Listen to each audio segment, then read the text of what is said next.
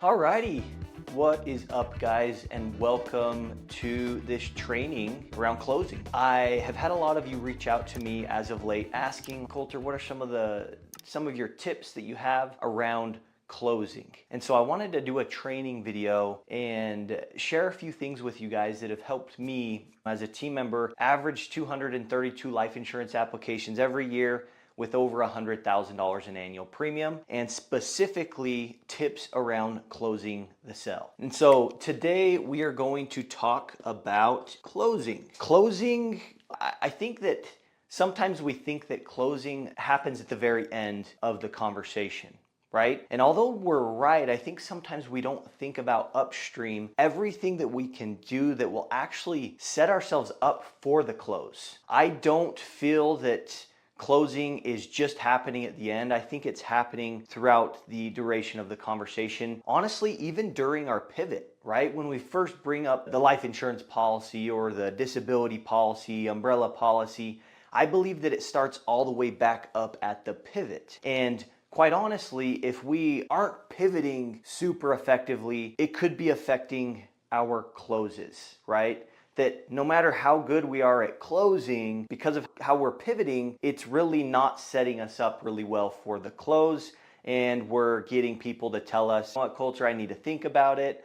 I need to talk to my spouse. We're getting all of those basically knee-jerk responses that get the customer an easy out and really gets us as the team members off the phone. And so I think one of the biggest things, one of the first closing tips that I would give is if you want to start closing more deals, like as soon as today, then the first thing that I would say is always be disarming your prospect or your customer. So always be disarming. So here's the deal, guys. If there's a point in your pivot, maybe it's later on when you're getting into your presentation, when you're really trying to educate the customer, or even in your close, if there's any point of your conversation that triggers any sort of sales resistance, it's going to make it very difficult for you to close that deal, right? People don't want to be sold to. They like to buy, but the moment that they sniff out the commission breath, stinky stuff, they're gonna put up their wall. Their guard is going to go up. And so regardless of what you're saying, if your customer is closed off and they emotionally shut down with you because they have felt some sort of sales pressure or sales resistance somewhere, whether again, it's early in your pivot, it's somewhere in your presentation, or it's closer to the close, it's going to be very difficult for you to close. And so closing starts at the very beginning. And you want to always be disarming your prospect. You want to always be you want to stay neutral, especially early on in the conversation. Now, once you get to a point in a presentation where you're building the problem gap, where you are really helping the customer understand like the real risks that they face and the consequences, the negative consequences that would happen if they just continue on their way and don't put a life insurance policy in place to pay off the mortgage, to pay off the loans, to replace income. Like when you get really good at building out that problem gap so the customer is now aware of their problems, that is when later on in the conversation, once you've done that, is when you can start to get far more assumptive in your conversations. But early on, if you get assumptive too early, you're going to trigger what's called sales resistance. They're going to feel that pressure from you and they're going to put up their wall. And again, when they do that, they emotionally shut down. And so regardless of what you're saying, like you could be saying the best things in the world, you could be following a script verbatim, but if you've triggered that sales resistance, if you haven't done a good job at always disarming the prospect or the customer, they're going to put up that wall, and no matter what you're saying, they're not even listening to you. I know early on as a team member, I was getting so frustrated with this, and I couldn't quite put my finger on it. In my mind, I thought, you know what, Colter? If you truly want to be a top producing team member, what you need to focus on is having more conversations. What's up, guys? Real quick, just want to let you know, if you want to get in touch with me directly, here is one way to do it. You can text me at 435-512-1647. Again, 435-512-1647. If you've got a question around pivoting, how can I pivot effectively, overcoming objections, or whatever topic that you feel like you could use help in right now, text me and we'll get you some resources over. We'll get you some trainings over. But also, if you want to get involved with us here at the Team Member Perspective and you want to plug into a community of high performers, of people that are playing at a really high level, if you want to get around those people and learn what they're doing and train with us and practice with us, please text me. We can get you some more details. Again, that phone number is 435-512-1647. Appreciate you and enjoy. Sales is a numbers game. Although I still believe in that obviously if we want to sell more, if we just simply increase our activity, we will. Although I believe that, I now understand more that sales is a skills game as much as it is a numbers game. And so one of the skills that I would encourage, I would say, hey, try to do this as best as you can and build this skill out for yourself, is to always be disarming your prospect. Now, the way to do that is, look, just use neutral language. Some words that you can add into your conversations with your customers to help use neutral language are possibly, right? Hey, Colter, hoping to see that this possibly might be, right? Might be, there's another one, might be a good option for you. And so start using more neutral language, and that will allow you to always disarm your customers and your prospects. And again, if we think about the sales conversation as a whole from pivot to close, we want to make sure that at the very beginning, especially,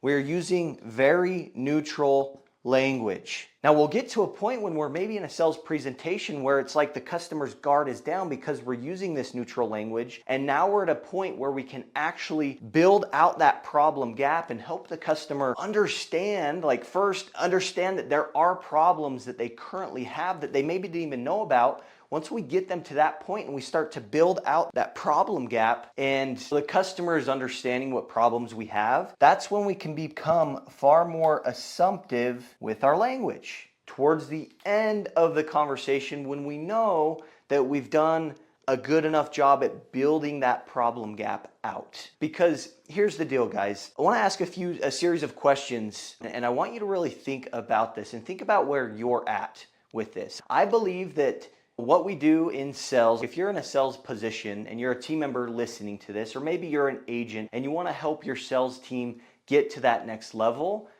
first understand that there are levels to this game. Some of you are playing at a really high level and you're really consistent, you're writing a lot of policies. There were levels before that, before you got to the point that you're playing now, or that level that you're playing at now, right? There's also levels above where you're playing now, even if you're playing at a really high level. Now, some of you are playing at a much lower level, maybe average, maybe below average, but just know there were levels before where you're at, and there are levels even after that. So continue to just work on your training and your development, right? Training is something that we do, not something that we did. I believe that everything in life, especially in a sales position, is temporary.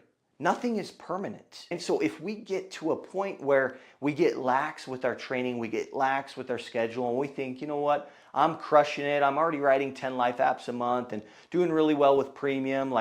I just need to focus on strictly income producing activities and I don't really need to train. I don't feel like I need to train. Take it from me. If you find yourself getting to that mindset, catch yourself before it's too late and before you start falling behind. Training is something that we do, not something that we did.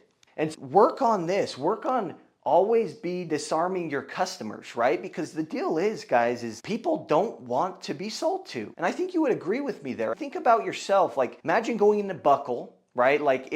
You're in the market for a new pair of jeans. You know why you're going to Buckle.